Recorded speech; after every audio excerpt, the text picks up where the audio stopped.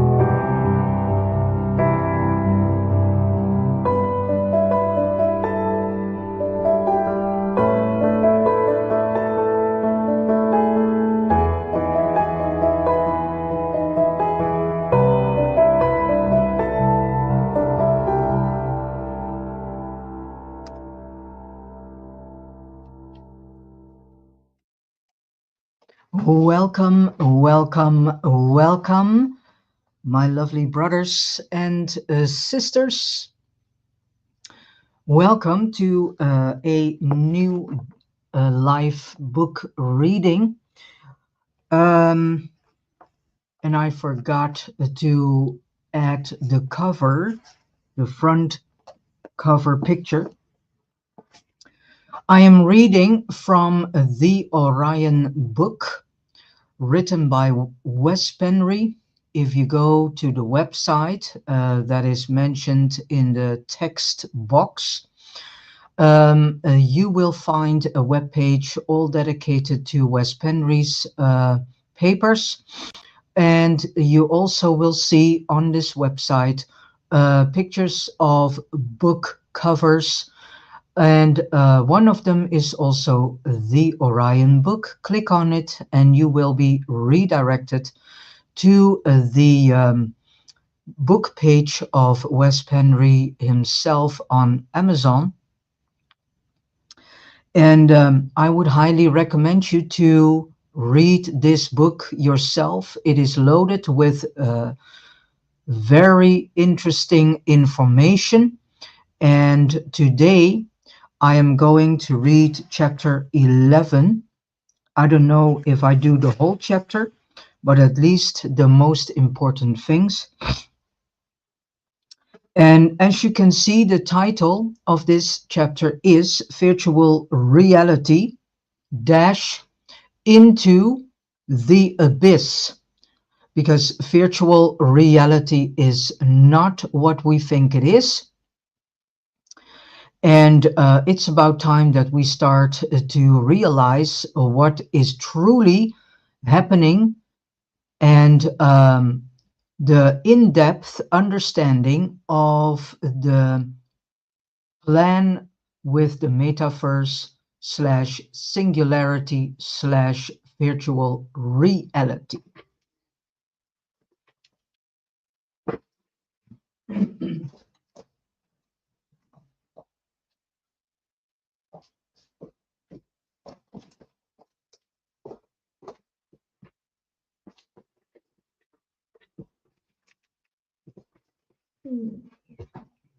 All right.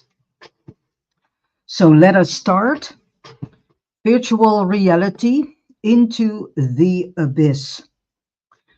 No one who reads this is completely oblivious to artificial intelligence. virtual reality, and perhaps even the singularity, which is the next step in the technological so-called, between quotation marks, revolution, which is not a revolution at all. That is the carrot that is being, that's the carrot hanging in front of people. All right, that is taking place right now. Many are excited while others are deeply concerned. One of them is me myself, because I see what it is doing, and all technology that we are using is not created for our best interest, nor is it created to have the human soul progressed and progressing into new levels of personal development. Totally not. How can we approach this new era we are going toward? Are these changes healthy or detrimental for us humans? Hopefully, the reader will get a bigger picture of the technical revolution that is happening so quickly before our eyes, having read this chapter and the next. For additional information, consider reading Wes Penry's book, Synthetic Superintelligence and the Transmutation of Humankind. This book, the front cover picture of this book is also to be found on the webpage, all dedicated to the Wes Penry books and papers. Click on it and then you can buy the book yourself. The book has a subtitle, A Road Map to the Singularity and Beyond, available on Amazon.com. All right, let us start with the first sub-chapter. Atlantis and the Flood Story Revisited. When we hear about moving into the digital world through virtual reality, such as metaverse, we think this is a unique place in human history. Not so. As Ecclesiastes already has told us, nothing is new under the sun, which means that also this digital era is not new and already was in the making. And this is also one of the main reasons for the flood. But let us continue.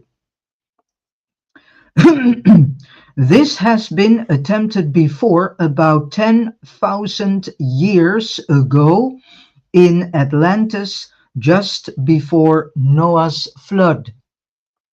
As discussed in a previous chapter, Enki, better known as this fallen archangel Uriel, started experimenting with genetics at the end of the Atlantic era, and he created abominable creatures in his laboratories, such as giants and monsters. These beasts often became very dangerous, and many of them attacked humans and each other, and they ate their prey. This created great chaos on Earth when he noticed his creations did not satisfy his scientific mind and needs. Enki just left them running around and running amok, thinking something in the line with, "Oops, that was not such a good idea. Oh well, No use in to cry over some spilt milk. After a while, his new creations contaminated and jeopardized the entire human experiment, which Enki, better known as this fallen archangel Uriel, also known as Lucifer, had been allowed to continue by signing the contract with Orion or Arion, promising to let humankind graduate and return to Orion. Later on, we will see that this promise was not done at all, only for a short while. However, the ultimate reason, as I see it, why Orion instigated Noah's flood was the horror they must have felt when they realized that all these genetic experiments were leading in a very specific direction to create a digital world, a new virtual reality, a machine kingdom where he could collect the entire human mass consciousness and gain complete control over the human collective mind. When Khan and Lil, and Khan is an Orion word for king, and Orion, in actuality, is called Ariam. Ariam. And Prince and Lil noticed this, and they had consulted with the Queen of the Stars, Sophia. They realized there was only one way to handle this. By creating his new technological virtual reality, en.ki, or Enki, broke the contract with Orion. And Orion made a bold decision to wipe out humankind in a flood and to end the experiment once and for all, they thought, thus calling the human souls back home to Orion or Arion. This may sound cruel, but the prison the human soul group would enter in en.ki's or Enki's singularity was much worse. So killing everybody on the planet was almost like an act of mercy. They told Enki that the contract was now void and he must agree to Orion's decision. Of course, he didn't at first, but then pretended to because he's a trickster. And so constantly he was finding ways to trick the court of Orion. And the court of Orion is formed by Khan N. Lil, the Queen of the Stars, Sophia, and Prince Ninurta, which we also know as Archangel Michael.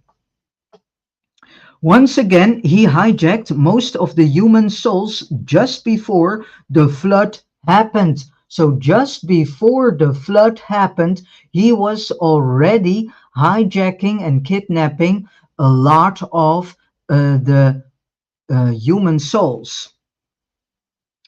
And only a few made it to Orion. Then he created this current matrix we are all in, but now he isolated the entire Earth inside the grid. So he could start over and eventually succeed his big plan, which he has called the Great Work of the Ages, which will be explained in these two chapters. He thought he could work completely uninterrupted with the grid as a security fence, But now the grid is getting weaker from people waking up. So this is good news. And this grid is also inside us. Yeah, the universe is inside us. So this matrix construct is also inside us. So that is why it is of great importance to have yourselves educated and informed about everything that is going on and to question everything, which is a very healthy thing to do.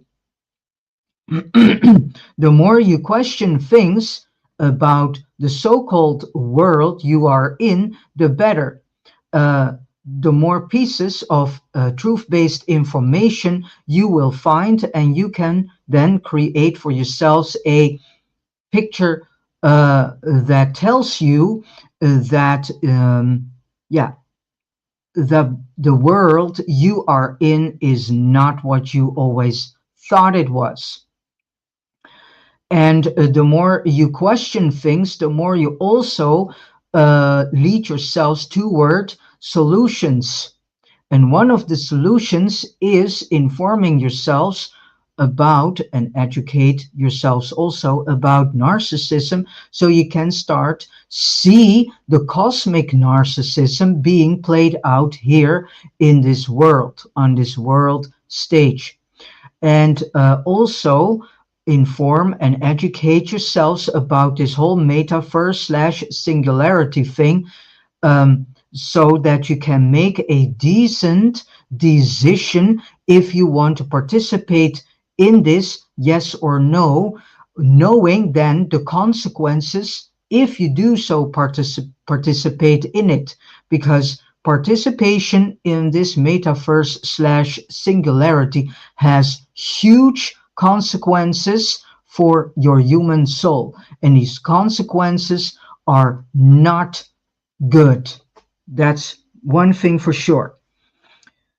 And his project is once again threatened. So the more people start to wake up, the more holes will be created in this matrix system, in this matrix construct.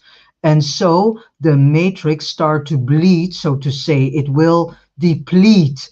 And the more depletion is going on, the lesser impact the controllers and manipulators have on us that are pulling the strings here on earth.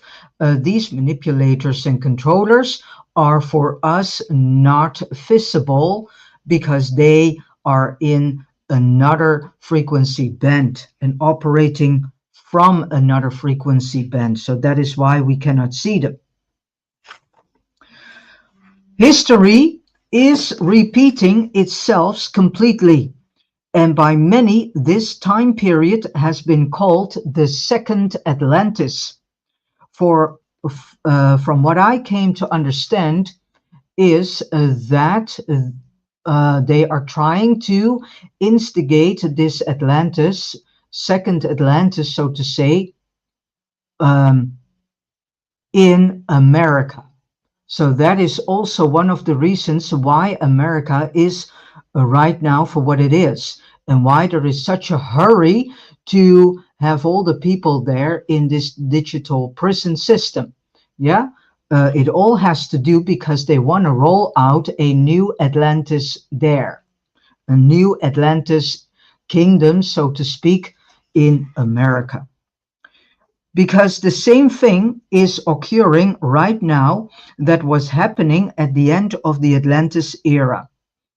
En.ki, better known as Lucifer, is once more trying to create a digital virtual reality to snatch the entire human soul group and put us in one place, the artificial intelligence cloud. I go on. The creation of 3D simulations.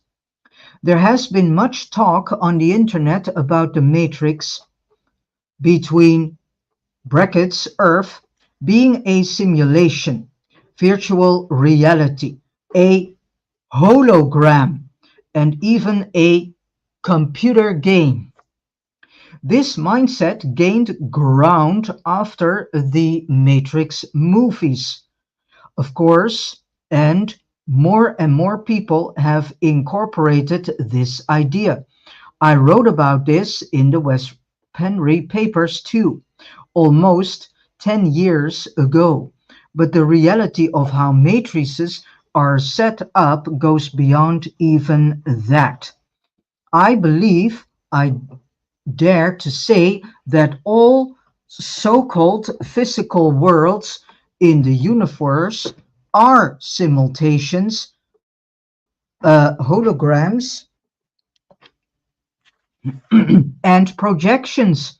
The differences between our matrix and the worlds in the rest of the universe are that this fallen archangel Uriel slash Lucifer slash en.ki's simulation is locked into a tiny frequency band called the so-called, between quotation marks, visible light, and is one, if not the most solid and dense matrix in the universe, does not allow complete free will. And this is exactly what also many people, me included, are questioning. Because if you look around in this world, you should have observed that free will is not really there. Especially the last several years, we can see that free will is more and more being taken away from us people. And also what I see, and not only I, many of likewise people and like-minded people are also observing that many human beings are, yeah, in a way, you can say freely giving up their free will without being aware of what they are truly doing. Um, Does not allow complete free will, opens up this soul group to manipulation and gives it amnesia. So, this simulation is locked into a tiny, solid, and dense into a tiny frequency band called, between quotation marks, visible light, and is one, if not the most solid and dense matrix in the universe, which does not allow complete free will, comma, opens up this soul group to manipulation and gives it amnesia. On top of that, the so-called, between quotation marks, creators, the overlords slash overseers, have a selfish goal for this soul group that is detrimental to its evolution. Um, the other worlds out there, whether evolving on stars or planets, are also what we call physical, but of a higher density. Thus, Archangel Uriel slash Lucifer slash Enki hit Earth in plain sight within a small frequency band that is very difficult for other star races to find. In addition, he congested the, between quotation marks, trail of stars on the cosmic highway with his Earth construct. So star beings could no longer pass this way to get to other stars. He did this when he closed the Saturn Stargate and instead created an artificial sun. So even our sun is not real, which we now consider our sun, connected directly to Sirius A. But the port to Sirius A is also closed. We have discussed before, the most star races are born from stardust, what is called stardust, which would be the poetic term for it. And it is not completely wrong. When a new world is created, the creator God uses a blend of mind and technology. Creator gods with little g can create in their mind and project it instantly, so long as they are in the ka or void. But that doesn't work so well when creating material worlds. There, even creator gods must use technology to some degree and work with the four elements. Tiamat, as explained elsewhere, was not physical in our terms, but existed in the ka, or void. First, creator gods have ideas in their mind and a goal for the soul group they are about to create. Then, by using Orion technology, they project onto the star a blueprint of how they want this world to look like, wherever the soul group is supposed to evolve. This technology slows down and condenses energy to become what we call matter. The projection includes possible fauna and flora, and what else is needed as a foundation. Then the soul group is created to evolve from the beginning. In a sense, they are like newborns. They know nothing about the cosmos outside their, between quotation marks, egg/star.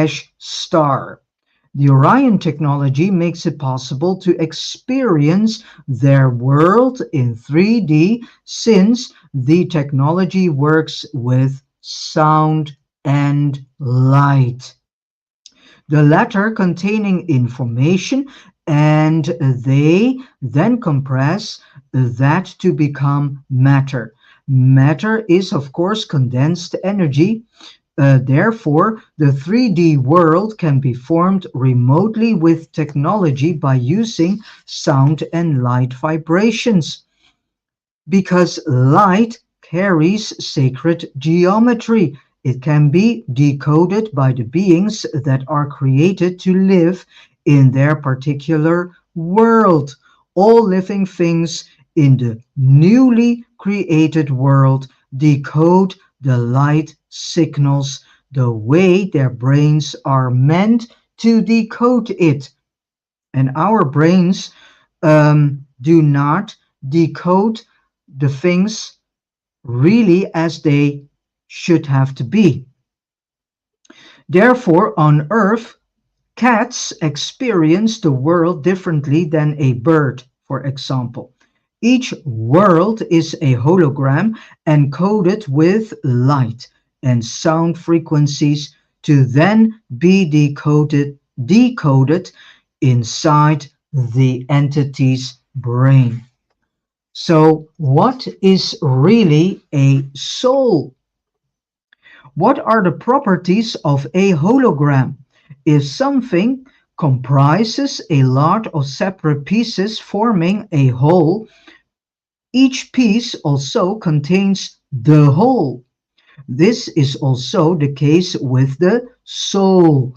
As we have discussed, a soul is made up of trillions of tiny nanofires creating an avatar, which is the soul body occupied with a mind once it is created. The mind/avatar is then keeping the soul together. The avatar will then enter a body containing DNA, which is ultimately light encoded information and allows communication with the universe and the environment. Moreover, the avatar can also function without a physical body. Each little fire contains a copy of the whole, which makes it profoundly similar to a hologram. That is because it is a hologram. The soul is a lone, as I stated in the West Penry papers, and not the highest self. It is not even immortal. The soul is not the mind either, and it is not the person. It is a vehicle so we can operate in the physical universe and beyond. It is created in the physical universe based on the physical elements, but it will follow the mind between brackets, which is the personality, comma, into the ka or into the void. Once the star being leaves their home star and begins to nano travel on a more mature level after having evolved in the spirit realm, the mind, not the soul, but the mind will gain creative powers and can create in the ka or void directly with their mind and manifest it immediately. However, only spirit is immortal. The soul can exist so long as the universe, in this case Orion, exists. Why is the soul made with technology? The way Wes Penry understands it, it is quite brilliant.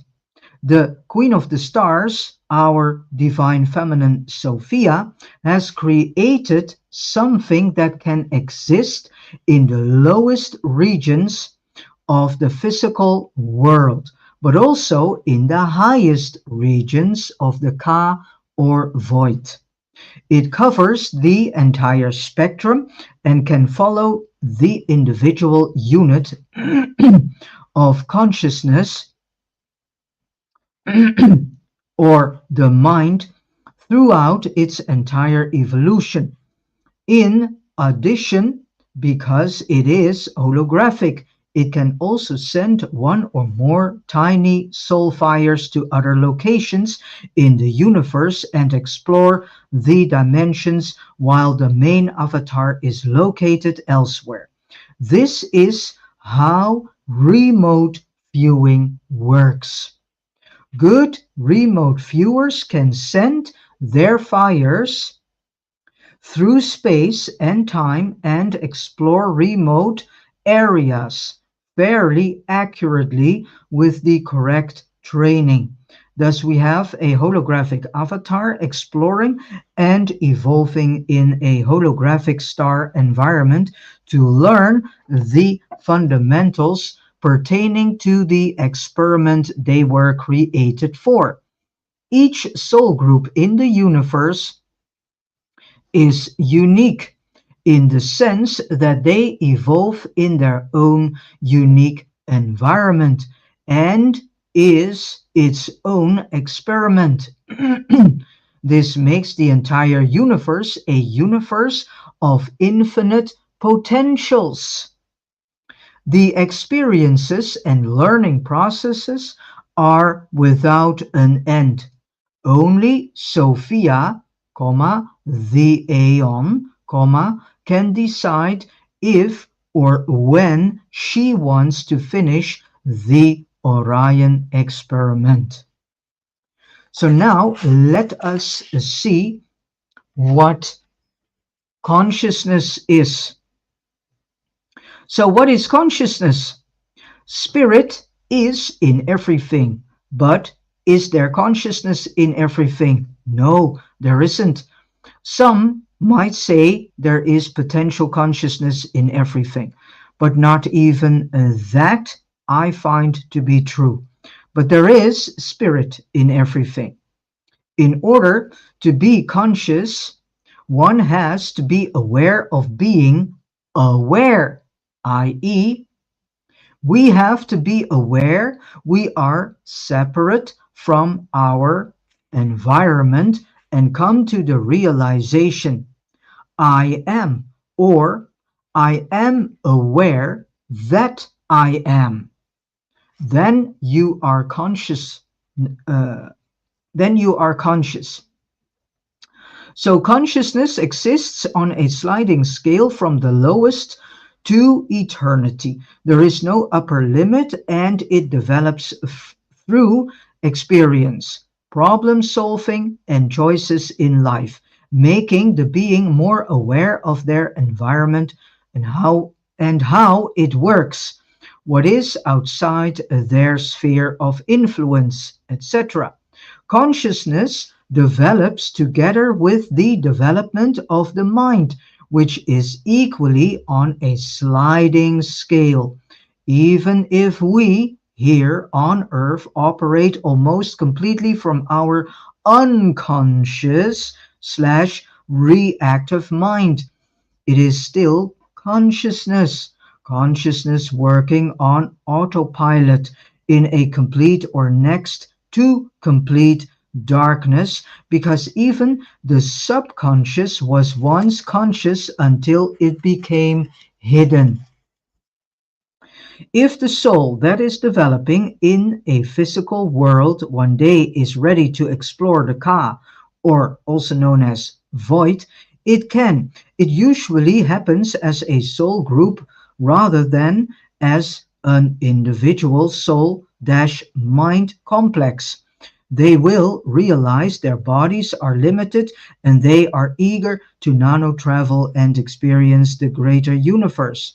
There they can experience anything that is already created by the Queen of the Stars, our Divine Feminine, Sophia and Creatrix, and other creator gods who are vibrating high enough to be able to pick up on spirit around them to a degree that they can use it to create with their minds. From there, they can develop further to become even more advanced creator gods.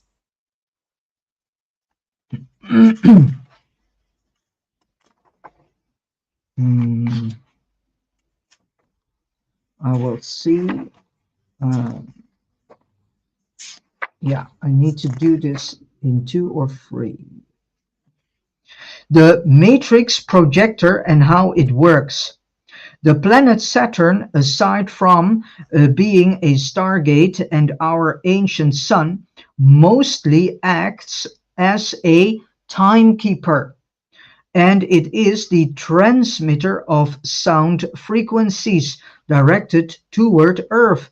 These sound waves create a low frequency, which will make the Earth vibrate on a average of 7.83 Hertz, called Schumann resonance, that sets the rhythm for Earth, and we as inhabitants are affected by this. And from what I came to understand, it is so that the Schumann resonance is also um, more and more became more and more distorted due to all the things CERN and NASA and so on are doing. And it keeps everything within a sound frequency range. Saturn can also be used to create complicated structures on Earth by using sound. When the overlords use the corresponding frequencies, they can even create large pyramids with sound. So now we get to understand how all these pyramids have been created. Because many people are still in the idea that humans have created these pyramids. Well, many and I also have thought that that was absolutely not possible, such as the pyramids of Giza. Those were created with Orion sound technology and not by millions of slaves. The light used in creation most likely comes from our artificial sun. taking its real light from Sirius. Light from the universe outside this construct is encoded information, and this can be taken and manipulated, distorted and used for a certain purpose, for example, entrapment. Then we are back to Saturn again, from where the hologram is basically projected. This is where the, between quotation marks, machine is located, although it is not a machine in the sense we think of it. I'm sure. It is more a way to control the elements and how to tame energy and use it to create what we call matter, i.e., condensed energy that can be formed into physical objects. It is a play between light and darkness, or wisdom and ignorance.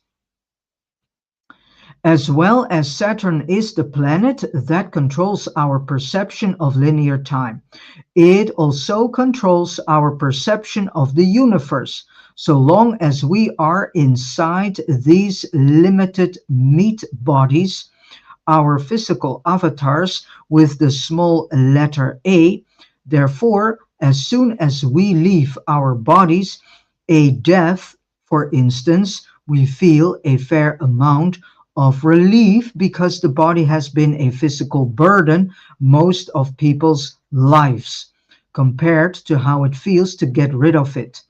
A physical body is extremely dense and heavy to carry around. I found the following article posted on a website called sciencealert.com, and mainstream science starts coming to the same conclusion right now. Regarding us living in a matrix, a computer program. And here is an excerpt. See the footnote if you wish to read the entire article. So the footnote here is: any virtual reality world will be based on information processing. That means everything is ultimately digitized or pixelated down to a minimum size that cannot be subdivided further, so into bits. This appears to mimic our reality according to the theory of quantum mechanics, which rules the world of atoms and particles. It states there is a smallest discrete unit of energy, length, and time. Similarly, or better said, similarly, elementary particles which make up all the visible matter in the universe, are the smallest units of matter. To put it simply, our world is pixelated. And this reminds me also of this movie called Lucy. And in that movie, there's a lot of information stored that all has to do with this metaverse slash singularity. The cosmic computer game. A way to visualize the matrix is literally think of a computer game where this fallen archangel Uriel slash Lucifer slash en.ki and his genetic manipulators are the creators of the game. The following is only a metaphor, but close to how our reality works and this metaphor is soon going to be even more like the real deal, as we shall see. When the singularity is fully implemented, so en.ki or Enki and his computer programmers hijacked us outside this computer game and forced us or manipulated us into playing it.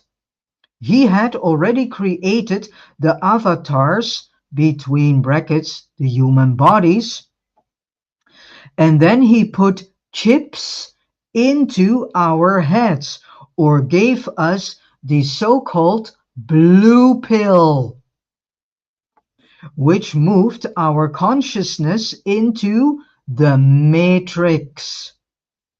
We all got one avatar each to begin with, and we must survive in this computer program by making choices while covertly being manipulated by the programmers in the background. Sometimes the programmers inserted themselves too, when they felt there was a need, using their own avatars and occasionally taking over someone else's. The environment in this game was very dangerous, and in case the avatars didn't die fairly quickly, they died within a certain time frame that was pre-programmed into the software between brackets the avatar. When the avatars got out of juice slash energy, for the programmers did not want the avatars to live too long, or they would figure out the game. So we also now can question this idea that we see that so many, in our opinion, young people are now dying off. And there's a huge group of young people dying. More and more people before the age of 55 are dying. So this should be a question to ponder upon. Why is this happening? And there are many souls among these people whom indeed were figuring out this whole matrix construct. At this point, the players were so invested in the game that they thought they were the software avatars, and they took the game very seriously. When they died in the game, they went to a station in a lofty environment where they were split into many units and sent back into the game with many different new avatars. And this is the false tunnel of false light, which you should avoid at all cost. You need to, when you die, you need to find a hole in the grid and go through that hole, and then you can escape the matrix. Do not fall for the entrapment of this so-called tunnel of fake white light. So each one living in a different time period within the game, and they were born into the new avatars with full amnesia of previous game sessions with previous avatars. It's the same consciousness running all these avatars, but the game was constructed in such a way that each avatar thought they are the only one their consciousness controlled, when it might be many more. All the while, the programmers manipulated and changed things in the software, the difficulty of the game.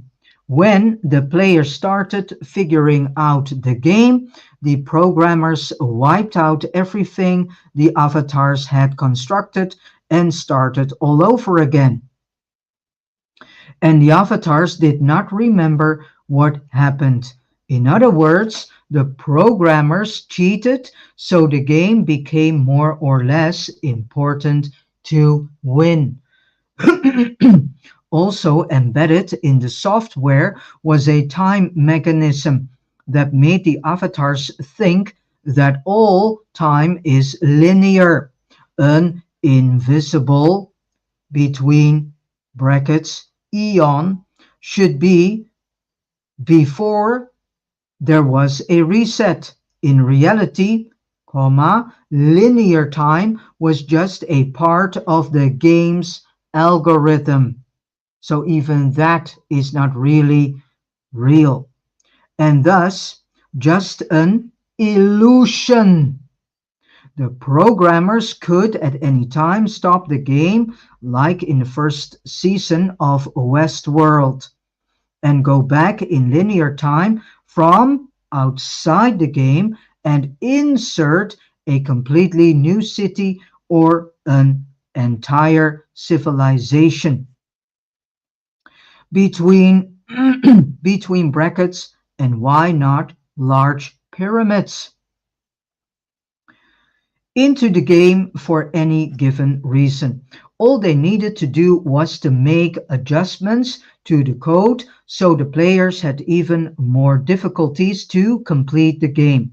At the same time, they, between quotation marks, channeled information to selected players in the game who thought it is God, Jesus, or any other some superior being talking to them.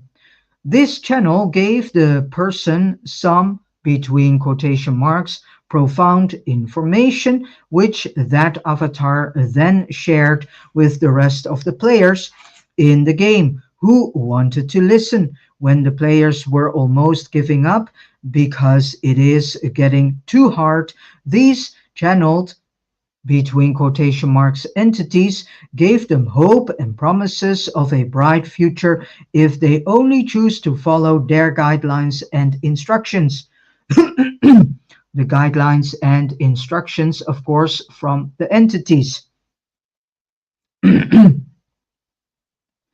They learned they can so-called ascend within the game, of course, to levels that were less challenging, until one day they would be set free, albeit this was not the programmer's real intention. So even ascension is something we need to question.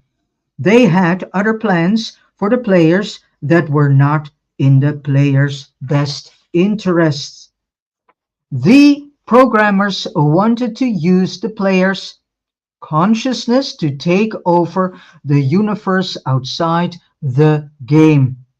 But first, they needed to get all or most of the players on the same page, which could only be done through manipulation of the avatars and manipulation of the game itself. Taking the above metaphor as an example, each 3D world is a, between quotation marks, computer game, a projection and a simulation. The huge difference is that this fallen archangel Uriel's matrix breaks the law of free will. It breaks the law of free will. The programmers interfere and manipulate, between quotation marks, the game constantly. As the players develop and they give the players amnesia, Imagine if you are playing a game on a computer. It is very intense and you just want to beat the game so you can go on to doing something else. However, just as you feel you are getting close to the beating the game, it freezes up and you cannot continue. When it finally unfreezes, you must start from the beginning. And this time there are even more obstacles in the way. And then as last, I think I will do, otherwise I leave it because it's a long chapter. Yeah, I will quit here. Otherwise, I cannot upload the video on another channel. um, I want to read as last something that Bob Dylan wrote in 1965. Um, no book is complete without at least one quote from the poet and songwriter Bob Dylan. And it goes like this. Darkness at the break of noon, shadows, even the silver spoon. The handmade blade, the child's balloon, eclipses both the sun and moon. To understand, you know too soon. There is no sense in trying. Pointed threats, they bluff with scorn. Suicide remarks are torn from the fool's gold mouthpiece, the hollow horn. Plays wasted words, proves to warn that he not busy being born is busy dying. It is all right, Ma. I am only bleeding. A poem from Bob Dylan written in 1965. And with this said, I have come to the end of the first part of this virtual reality dash into the abyss series.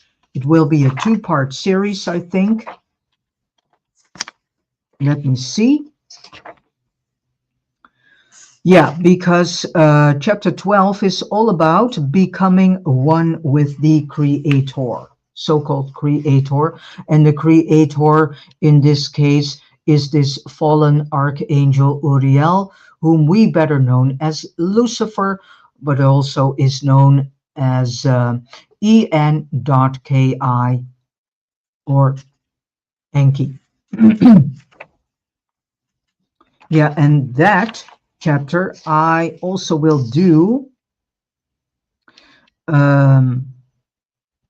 in two parts, because that chapter is also very, very long. So I think I will do that in two or maybe even three parts. And then chapter 13 is all about the consummation of the age.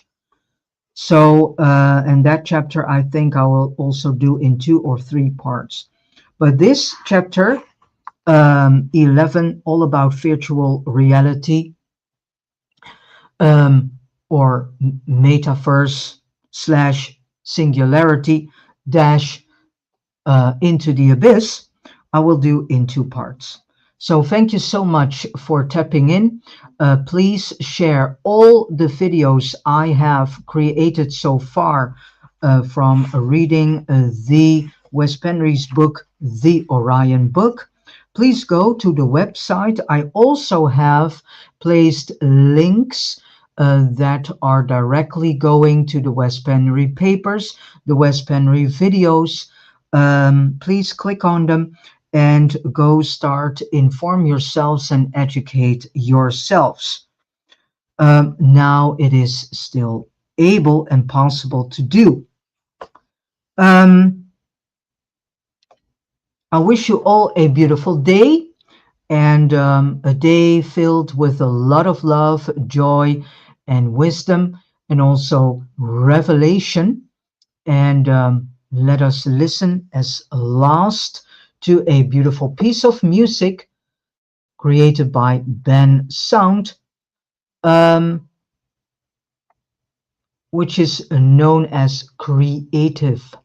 All right, see you next time.